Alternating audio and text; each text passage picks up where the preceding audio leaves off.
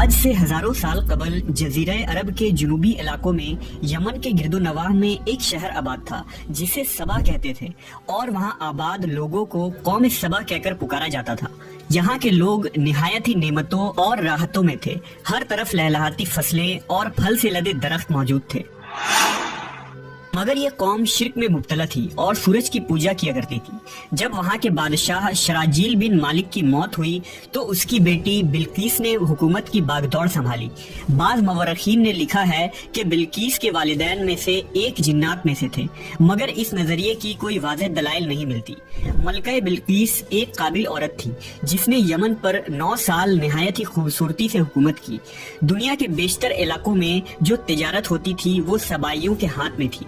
یہی وجہ تھی کہ یہ قوم نہایت ہی دولت مند تھی، مگر یہ وہ زمانہ تھا جب مشرق سے مغرب تک ایک عظیم موحد بادشاہ کی طاقتور حکومت اور جاہ و جلال کا ڈنکا بجتا تھا، جسے تاریخ میں سلیمان ابن داؤد کے نام سے جانا جاتا ہے۔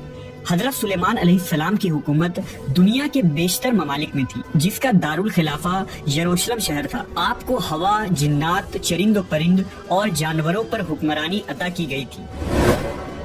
ایک دن کا واقعہ ہے کہ حضرت سلیمان علیہ السلام نے دربار لگایا تو جن و انس، جانور اور پرندے سب کے سب حاضر ہوئے، مگر ان کا چہیتا پرندہ ہدہد غائب تھا۔ آپ نے پوچھا ہدہد کہاں ہے؟ جب وہ نظر نہ آیا تو سلیمان علیہ السلام نے فرمایا اگر وہ اپنی غیر حاضری کی کوئی مناسب وجہ پیش نہ کر سکا تو اسے ذبح کر دیا جائے گا۔ ابھی یہ گفتگو ہو رہی تھی کہ ہدہد حاضر ہو گیا۔ پوچھا گیا تم کہاں تھے؟ ہدہد نے بڑے احترام سے جواب دیا، اے اللہ کے پیغمبر، میں اڑتے اڑتے ایک ایسے ملک پہنچ گیا جہاں لوگ شرک میں مبتلا دیکھے۔ وہ آگ اور سورج کی پوجا کرتے ہیں۔ ان کی ایک رانی ہے جسے وہ بلقیس کے نام سے پکارتے ہیں۔ وہ ایک بہت بڑے تخت پر بیٹھ کر حکومت کرتی ہے۔ اس کے تخت میں قیمتی ہیرے جواہرات لال زمرد جڑے ہوئے ہیں، اور اس کے پاس تمام شاہی سامان آرائش و نمائش کے موجود ہیں۔ حضرت سلیمان علیہ السلام نے کہا اگر تمہاری بات سچ ہے تو میرا خط اس ملکہ تک پہنچاؤ تاکہ وہ شرک سے باز آ جائے، اور خط پہنچانے کے بعد وہاں بیٹھ کر سنو کہ وہ کیا رد عمل اختیار کرتی ہے، اور پھر آ کر مجھے خبر دینا۔ حضرت سلیمان علیہ السلام نے خط روانہ کیا، جو کچھ یوں تھا: شروع اللہ کے نام سے جو بڑا مہربان اور رحم فرمانے والا ہے۔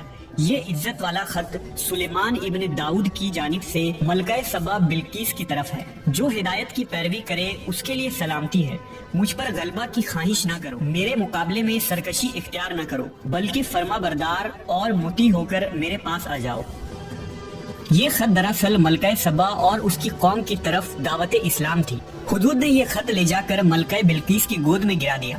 ملکہ کے دربار میں اس وقت 300 کے قریب سردار بیٹھے تھے۔ انہوں نے جب یہ خط پڑھا تو طیش میں آ گئے اور کہا کہ یہ ہماری توہین ہے، ہمیں اس کا سخت جواب دینا چاہیے۔ مگر ملکہ بہت سمجھدار تھی، اس نے انہیں سمجھایا کہ خط سے پتہ چل رہا ہے کہ یہ کوئی عام شخص نہیں، خدا کا کوئی پیغمبر ہے، لہٰذا ہمیں حکمت سے کام لینا چاہیے۔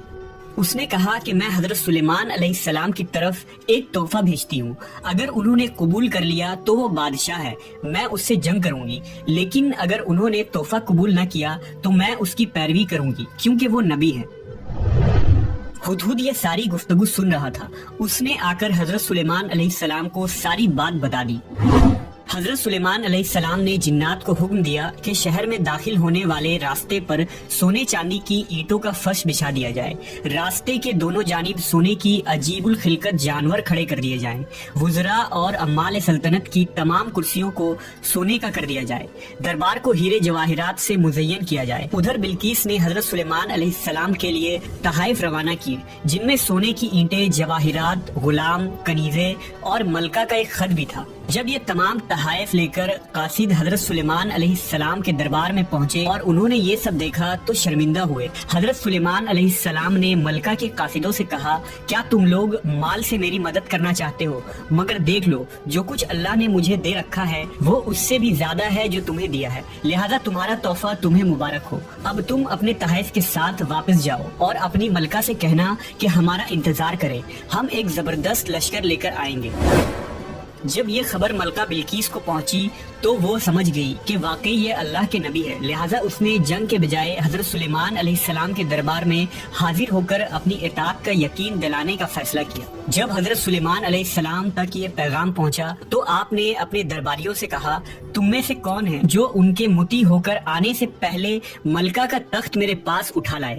ایک دیو ہیکل جن نے کہا، آپ کے دربار کو برخاست کرنے سے پہلے میں اسے لا سکتا ہوں، میں اس کام کی پوری قوت رکھتا ہوں اور امانت دار بھی ہوں۔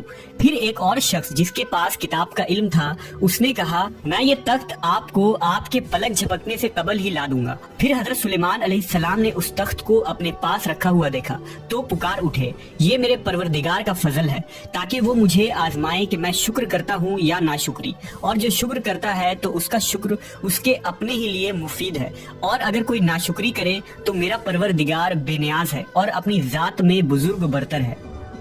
مفسرین کے مطابق وہ شخص حضرت سلیمان علیہ السلام کا کوئی دوست تھا جس کا نام آصف ابن برخیہ بتایا جاتا ہے، اور بعض نے لکھا کہ وہ آپ کا خالہ زاد بھائی تھا۔ کہا جاتا ہے کہ اس تخت کی لمبائی 80 ہاتھ، عرض 40 ہاتھ اور اونچائی 30 ہاتھ تھی۔ اس میں موتی، سرخ، یاقوت، سبز زمر جڑے ہوئے تھے۔ حضرت سلیمان علیہ السلام نے اس تخت میں رد و بدل کر دیا اور اسے پہلے سے بھی بہتر بنا دیا۔ جب ملکہ بلقیس حضرت سلیمان علیہ السلام کے دربار میں حاضر ہوئی تو آپ نے پوچھا، کیا تمہارا تخت بھی اسی طرح کا ہے؟ اس نے کہا، یہ تو گویا ہو بہو وہی ہے، اور ہمیں تو پہلے ہی معلوم ہو گیا تھا اور ہم فرما بردار ہو چکے ہیں۔